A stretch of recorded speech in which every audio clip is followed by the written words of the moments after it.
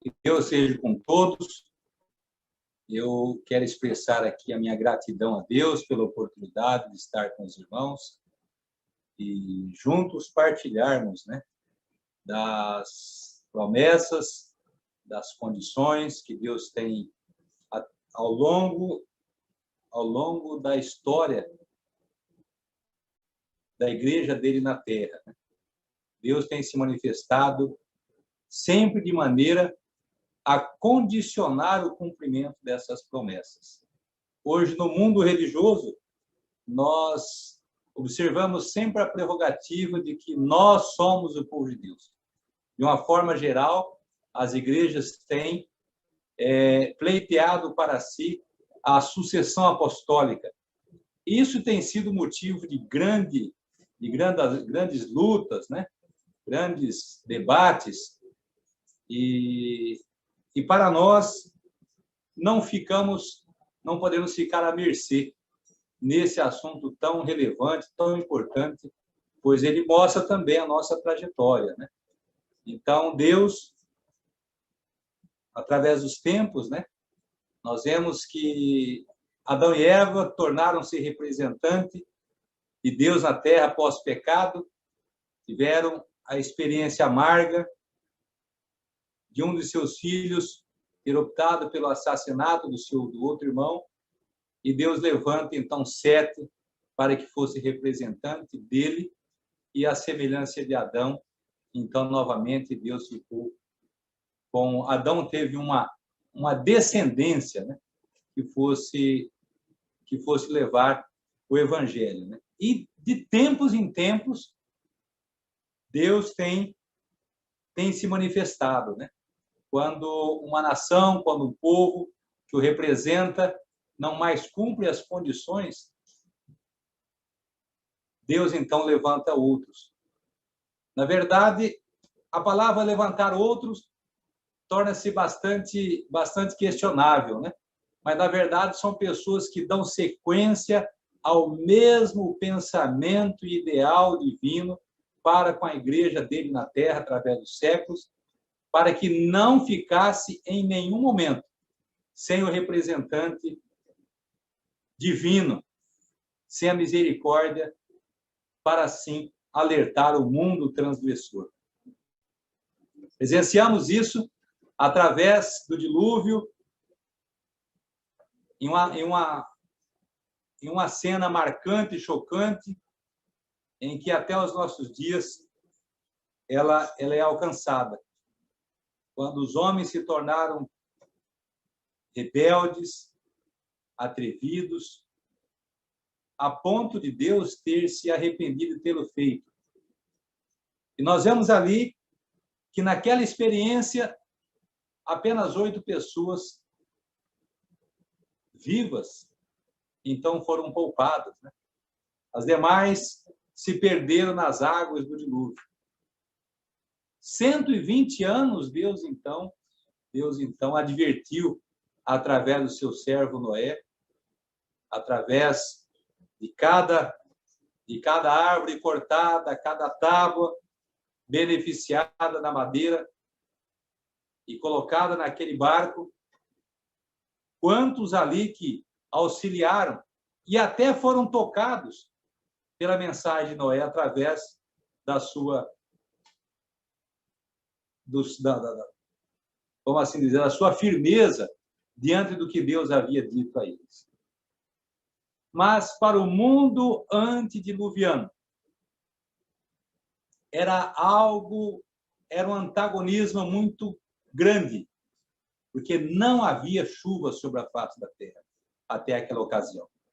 E, de repente, vem um homem temente a Deus, pela sua vida, pelo seu linguajar, vem falando de algo que realmente fosse contrário a tudo que a natureza até então trazia.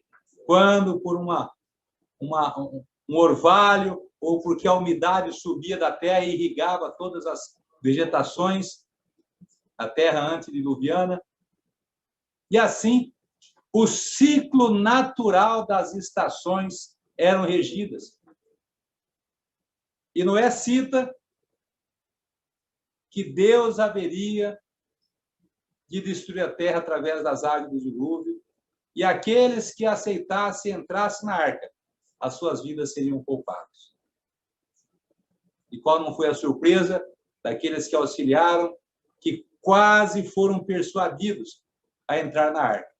Mas, pela influência das pessoas que estavam circundadas, pela forma ridícula com que foi apresentada esse fato, também se deixaram levar e não entraram. Os animais limpos, 7 pares, e os animais imundos, cada um foi entrando como se tivesse algo que diferenciasse das demais coisas. As evidências eram claras. Mas nem assim, o mundo antediluviano se rendeu para aquelas evidências. Depois nós vemos novamente nos dias de Sodoma e Gomorra, quando Ló se separa de seu tio Abraão e escolhe então as colinas, aliás, as planícies ali para que fosse a sua morada. E ali riqueza, fartura de pão e ociosidade levaram também aquela cidade a ter um termo. Então, quando Jesus passa pela casa de Abraão, e Abraão reconhecendo aqueles homens e a missão a qual eles estavam para executar, Abraão intercede pela cidade. Mas se tivesse 1000, e foi respondido, se tivesse 1000, seria poupado, mas não tem. E assim, chegou-se a 10, e não tinha 10, não tinha 5. E Deus destrói aquela cidade. De repente, chegamos nos dias de Jesus, a qual a nação judaica, através de toda a sua experiência religiosa, ofertando ali o sacrifício do cordeiro, caindo numa formalidade religiosa, esqueceram de que o verdadeiro cordeiro, que o tipo encontraria o antítipo. Deixaram de levar em consideração essa particularidade e focaram mais na libertação dos reinos terrenos.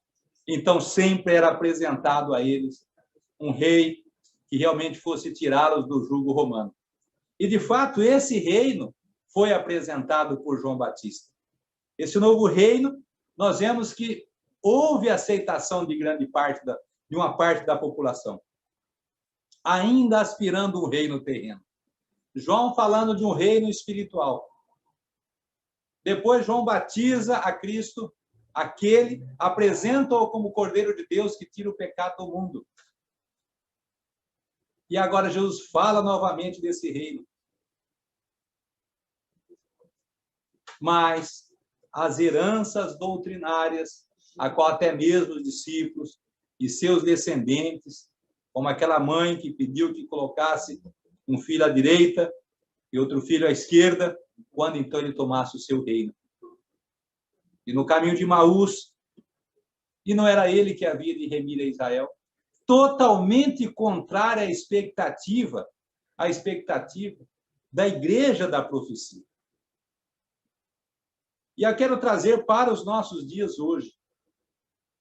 Nós, naturistas do 7º dia, temos insistido, temos batido nessa tecla que a história se repete, porque assim sucessivamente tem acontecido nas gerações subsequentes, diz o Espírito de Profecia.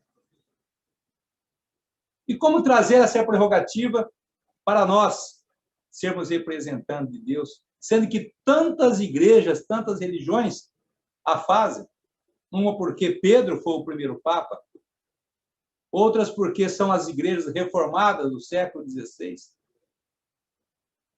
Depois nós vemos o grande evento do ano de 1844, ao final das 2.300 tardes e manhãs. Nós vemos no clamor da meia-noite um grupo separado daquelas igrejas do protestantismo. É muito importante.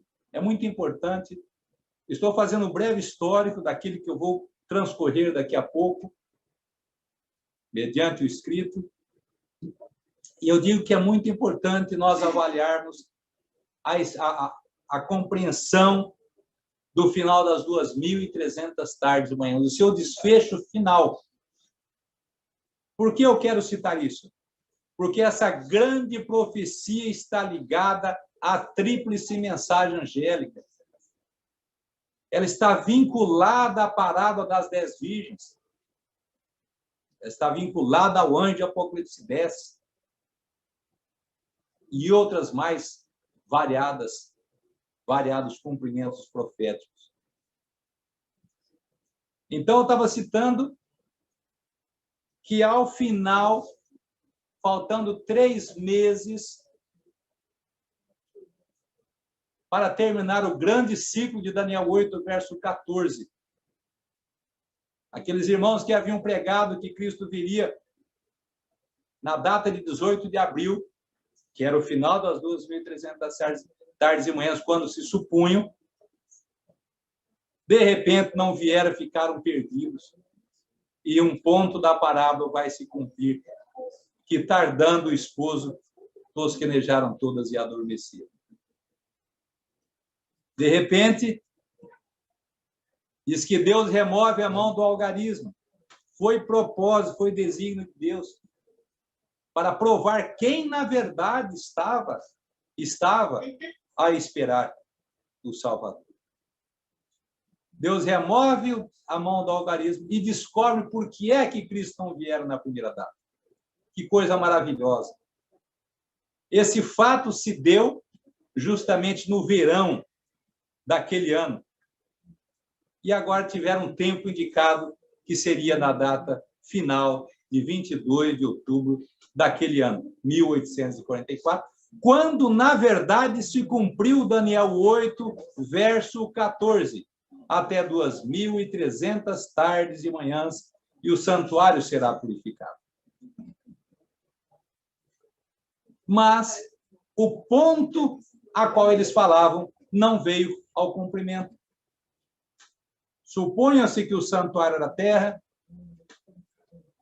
Essa herança doutrinária da igreja do protestantismo, concluíram que seria a vinda de Cristo para purificar essa terra, sendo ela o santuário, e automaticamente seria, então, a sua segunda vinda.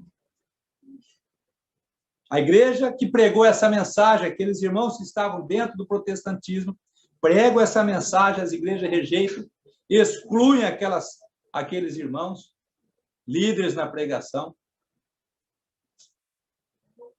e uma primeira mensagem é seguida pela segunda. A primeira falava a respeito do juízo. Temei a Deus e dá-lhe glória, porque vinda a hora do seu juízo. E a segunda mensagem dizia: caiu Babilônia. Então, quando as igrejas rejeitam a mensagem da data de 22 de outubro, e a explicação por que Cristo não viera 18 de abril, quando ela rejeita, e exclui os pregadores, Cristo sai juntamente com aqueles que foram excluídos, formando agora o movimento do advento separado. Ali é o início, é o ponto inicial do movimento adventista separado. Até então, ainda, movimento adventista do primeiro dia. Mas a maior surpresa ainda estava por vir, quando Cristo também não viera segundo a expectativa daqueles irmãos. Então, hoje, quando nós se deparamos com as alegações de que todas as denominações trazem a prerrogativa para si de serem eles os representantes, os arautos do Evangelho, lá desde os primórdios.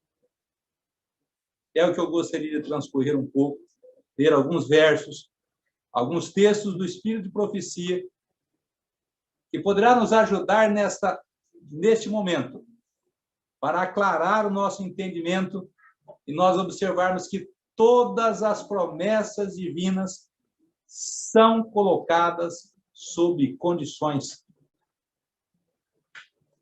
E a condição é a mesma: ser fiel até a morte e dar-te a coroa da vida. Se qualquer cristão que tenha aceitado a Cristo, uma trajetória religiosa abundante, mas que antes do final do término de sua vida, se ele abandona a sua fé, não valeu nada toda a sua experiência.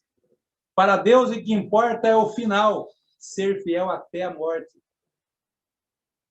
Portanto, a advertência vigiai, porque quando não sabeis nem o dia nem a hora, ela se retrata a nossa própria experiência do momento.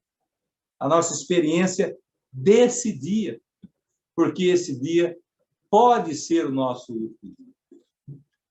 Quantas pessoas nós temos convivido, agora mais ultimamente, o irmão Raimundo esteve conosco, viajou conosco, e qual não era a surpresa? Participamos de uma reunião como essa, de terça-feira, conversamos com ele, quinta-feira iríamos nos encontrar no congresso lá em São José do Rio Preto. E o irmão Raimundo, de repente, dá um ataque fulminante, cardíaco, e já não responde mais. Então, hoje, se ouvires a minha voz, não endureçais o vosso coração. Esse é o conselho que Deus tem dado através do século para todas as gerações. Nós somos uma geração privilegiada de conhecimento.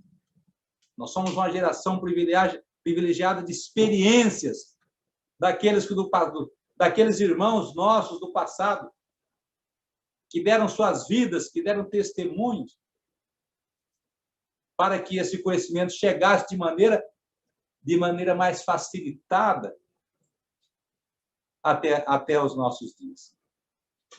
Os meios de comunicação que estão à nossa disposição, os meios de condução para fazermos as visitas, tudo parece soprar ao nosso favor. E muitas vezes ficamos hesitantes. Muitas vezes ficamos satisfeitos com a nossa experiência, satisfeito, como diz, com a ABC da religião cristã. Quando, na verdade, deveríamos ser letrados na mesma. Quando deveríamos dar razões concretas da nossa fé. Isso é muito importante, nós darmos essas razões de maneira convicta, para que possamos, através da nossa firmeza, despertar nas pessoas que verdadeiramente têm fundamento. Eu imagino João Batista pregando a respeito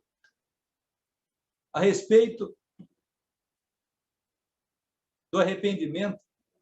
João Batista nasceu no berço de ouro do sacerdócio, deveria ser educado no sacerdócio, para o sacerdócio levítico. No entanto, se ele tivesse ido para lá, ele teria se incapacitado. E João Batista deu a mensagem. A mensagem de João Batista ecoa até os nossos dias, quando diz que haveria de surgir um povo que João Batista seria representante. E esse povo tinha as mesmas prerrogativas e ensinamentos a qual João Batista tinha. E assertivamente poderemos trazer para nós essa prerrogativa, não de maneira presunçosa, mas por defendermos a lei de Deus em sua plenitude, principalmente no quesito a qual João Batista perde a sua cabeça.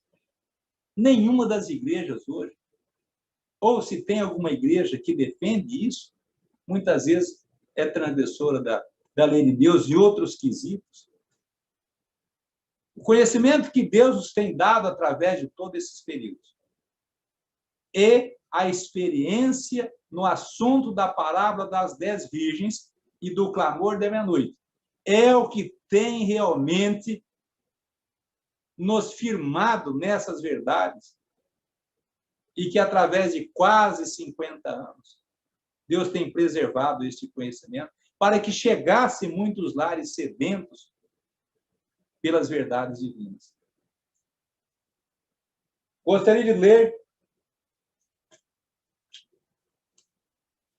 no livro de Êxodo, no capítulo 19, versículo 5.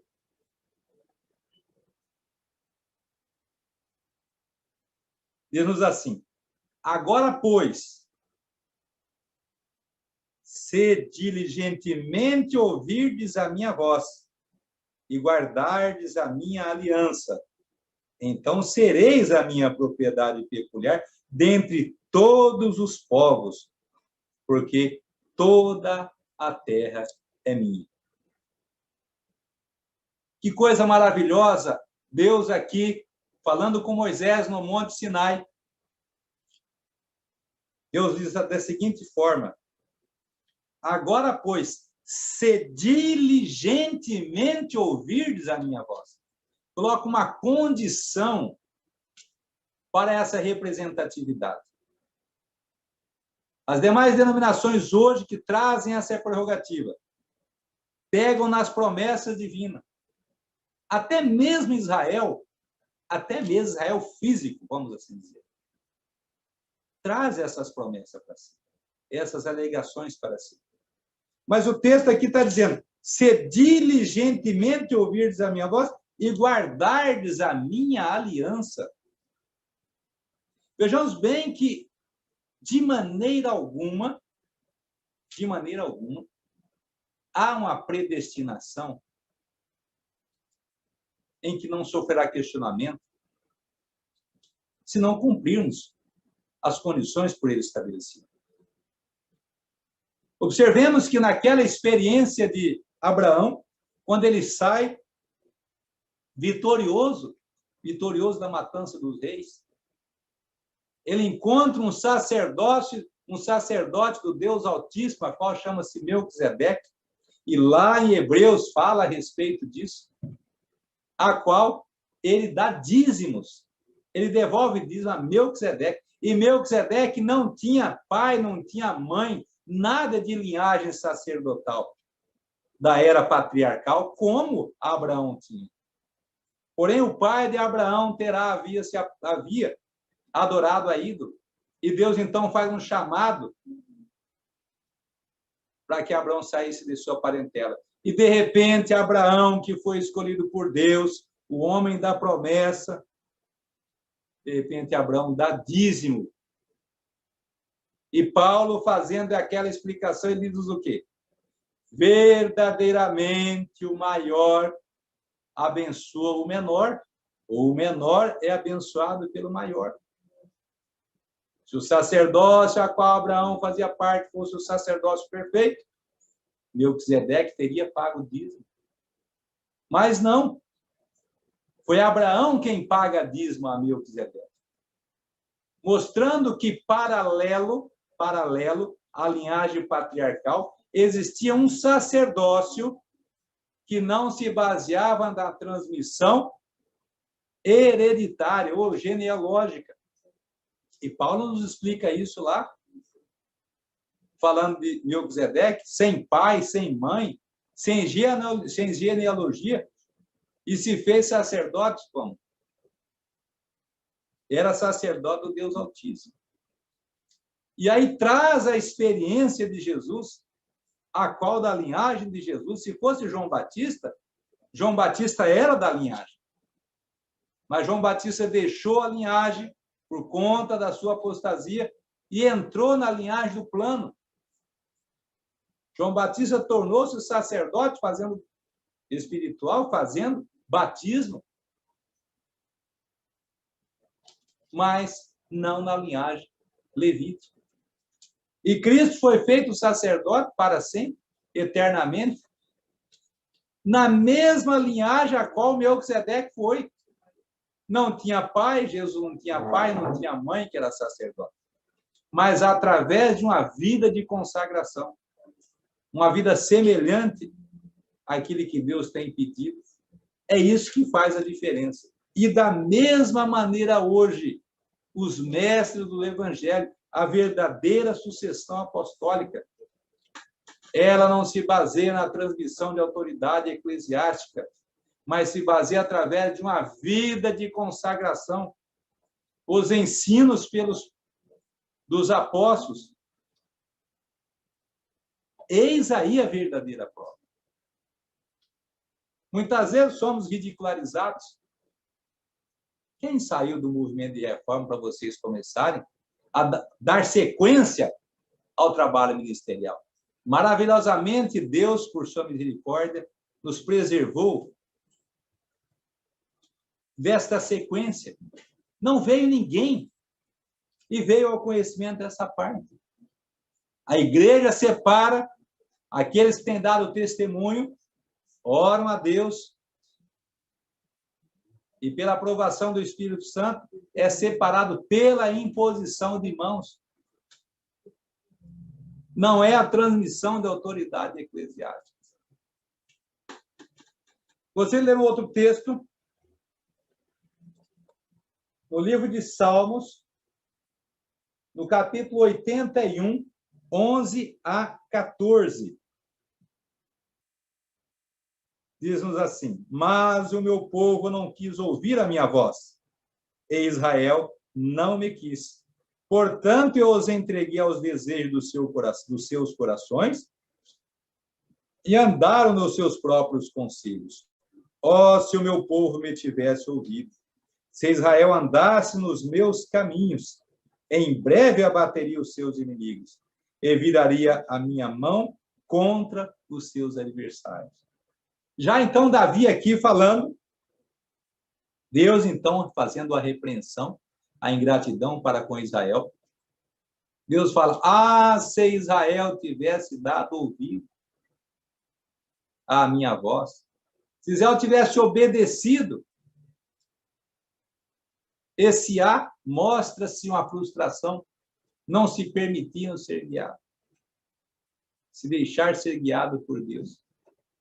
E mensagem após mensagem, profeta após profeta. E aí Jesus conta a experiência da vinha. E naquela experiência ele fala o quê? O dono da vinha enviou o seu próprio herdeiro. Quem sabe terão misericórdia. Mas em seus corações a igreja da profecia dizia o quê? Matemo-nos o herdeiro e se apossemos de sua herança. Romanos 9, 27 a 29. O livro de Romanos 9, 27 a 29 diz o seguinte: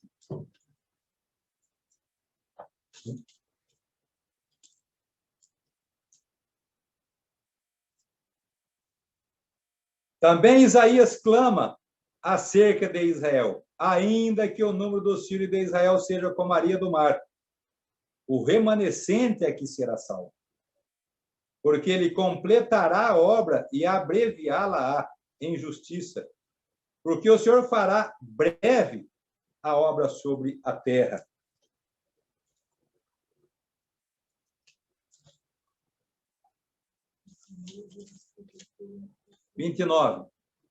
E como antes disse Isaías, se o Senhor dos Exércitos nos não deixara descendência, teríamos nos tornado como Sodoma e teríamos sido feito como Gomorra. Observemos aqui que Deus sempre tem deixado um remanescente. Ainda hoje, citando alguns irmãos ali na Lagoa Bonita, e nós falando a respeito dessa particularidade, e lembramos de Elias. Quando Elias, depois de ter saído vitorioso contra os 400 profetas de Baal, e de repente Elias, então, foge de uma mulher e Deus fala: não, Elias, não tem só ti, não é só ti que está. existe 7.000 que não se dobraram o joelho para Baal. Então, nós comentando a respeito, parece que 7.000 era muita gente. 7.000 parece que era muita gente, mas não era, não. Era pouca gente que não havia curvado os joelhos a Baal. Aquilo foi um alento, claro, para Elias. Mas quando nós observamos a experiência do dilúvio, quando nós observamos a experiência de Sodoma, nós observamos agora a experiência de Elias. Quando aqui diz que Deus abrevia o tempo, por 6.000 anos, o evangelho tem sido pregado geração pós geração. E no ano de 1844, nós sabemos que Jesus comissionou um anjo exclusivamente enviado da sua parte com uma missão exclusiva. E era a missão de fazer o mesmo trabalho que fora realizado uma vez no passado, lá no Egito. Selar o povo de Deus. E esse anjo iniciou o seu trabalho profeticamente, justamente ao final das 2.300 tardes e noites. E esse poderoso anjo, com grande voz, clamou aos 4 anjos, os quais estavam já por soltar os 4 ventos da terra, dizendo: segurai, segurai, segurai, até que hajamos assinalado nas suas testas o servo do nosso Deus. Então, em sua grande misericórdia, Deus tem dado advertências, tem enviado mensagens, tem cumprido promessas, tem sido misericordioso para conosco. E qual tem sido a nossa resposta diante desse chamado? Imaginemos a igreja da profecia nos dias de João Batista, pregando o evangelho. Mas não era aquele evangelho que era para ser pregado. Talvez hoje as pessoas queiram que faça o trabalho, como muitas igrejas estão fazendo, e é importante esse trabalho. Por outro lado, um trabalho feito pela metade é um constante negar a Cristo, de preferência a confessar. Jesus, condenando tais práticas, ele disse: para aqueles que percorriam terra e mar, para trazer um novo converso, um prosélito, e desse prosélito tornava ele 2 vezes mais filho do inferno.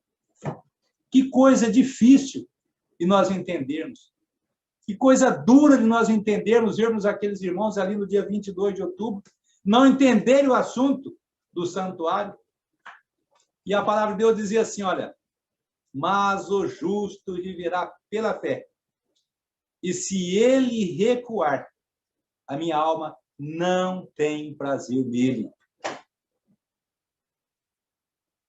Eu faço a pergunta: como é que Deus, então, poderia agir diferente com os antediluvianos, com aqueles lá, com os valdenses, que não quiseram continuar com a igreja, que era chamada já Igreja Apostólica? Porque essa igreja começou a mudar os pontos doutrinários, as bases fundamentais do cristianismo. Tiveram que, para preservar os seus filhos, separar da igreja chamada Igreja da Profecia agora, e ficarem 1000 anos nos Alpes, e fazendo um trabalho sobre perseguição. E chegamos em 44, se ele recuar, a minha alma não tem prazer nele. E como Satanás dizia: dizei que fostes enganado e que esse movimento é do diabo. Era assim que Satanás falava. Mas eles precisavam permanecer, tinham que ter uma experiência viva, vigorosa, a qual pudesse, então, persistir diante diante dessa prova. No livro Desejado de Todas as Nações, na página 92, e depois eu vou ler um outro texto na página 93, diz-nos da seguinte forma: os judeus haviam compreendido mal a promessa de Deus, de dispensar para sempre seu favor a Israel.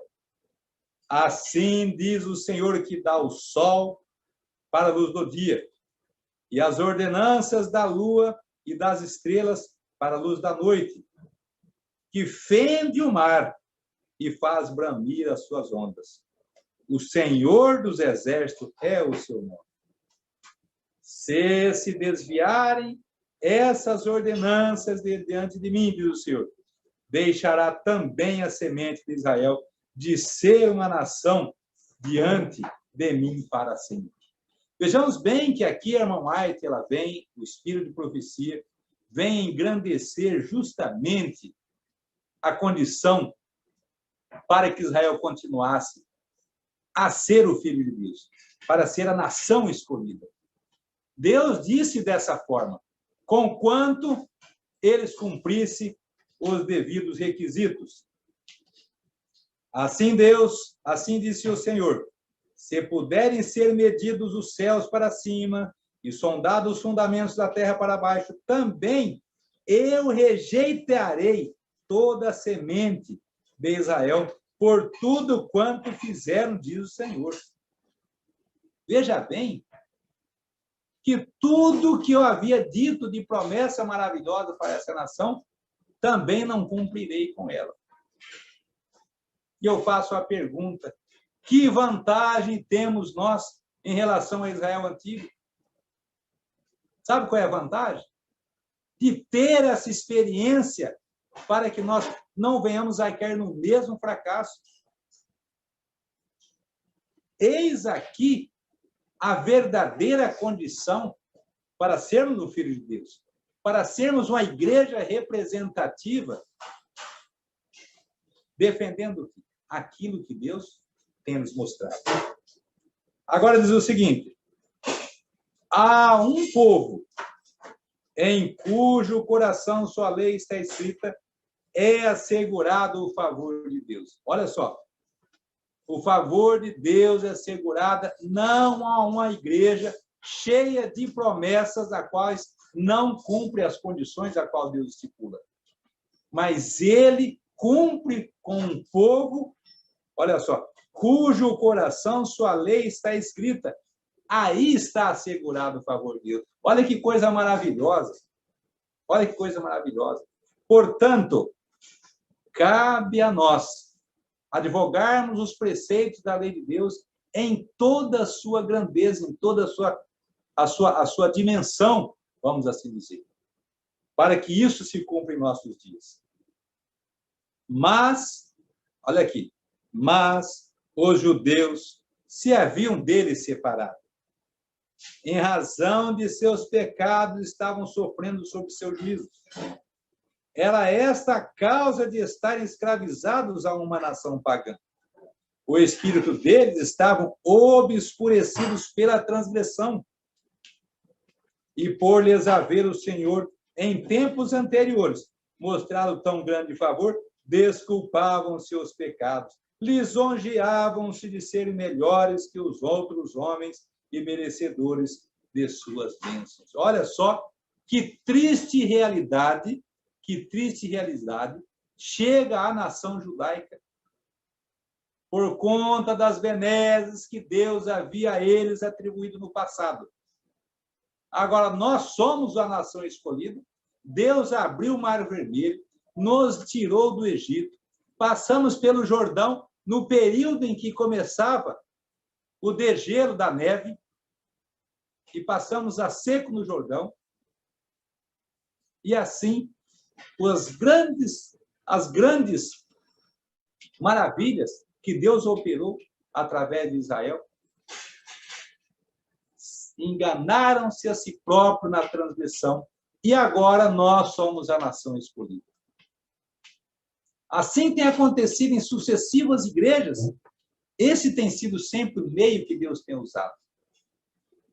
meio este que, se este povo não cumprir as condições, Deus levanta outro. E se esse outro não cumprir, outro. E assim sucessivamente. João Batista dizia o seguinte, e também diz o profeta, já está posto o machado à raiz da árvore. Toda árvore, pois, que não dá bom fruto, corta-se e lança-se no fogo. Não por seu nome, mas por seus frutos é determinado o valor de uma árvore. Cristo, nessa experiência, ele diz, vós sois o sal da terra. Se o sal não tiver sabor, não tiver paladar, ele não é sal, ele é areia. Ele só vai servir para ser pisados pelos homens. Uma religião onde não se identifica a religião de Cristo em suas práticas de testemunho, nas mais variadas esferas e grau de conhecimento que nós, dessa geração, temos recebido, o machado também já estará posto a essa árvore. Pelos frutos conhecereis se ela é boa ou se ela é má. Se o fruto é sem valor, o nome não pode salvar a árvore da destruição. João declarou aos judeus que sua aceitação diante de Deus era decidida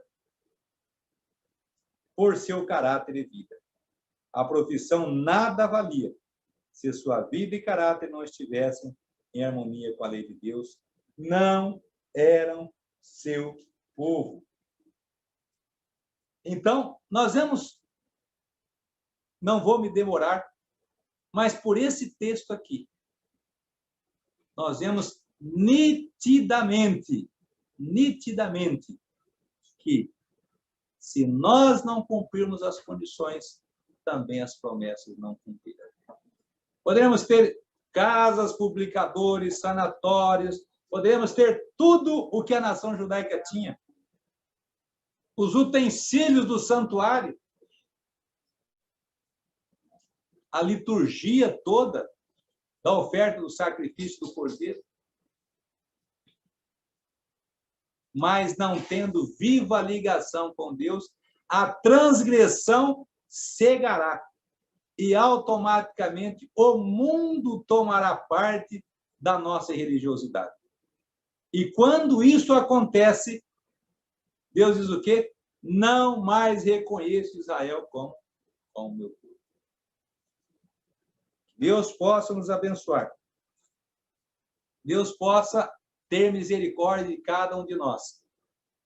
E que nós venhamos manter sempre acesa essa chama da verdade. Possamos manter sempre na defesa da lei de Deus, nas mais variadas adversidades em que ela se manifestar. Para que dessa forma as bênçãos de Deus continuem sobre cada um de nós. E que possamos ser luzeiros àqueles que estão nas trevas exteriores, ainda que imaginando estar na luz. Esse é o meu desejo e a minha oração neste momento a todos. Amém.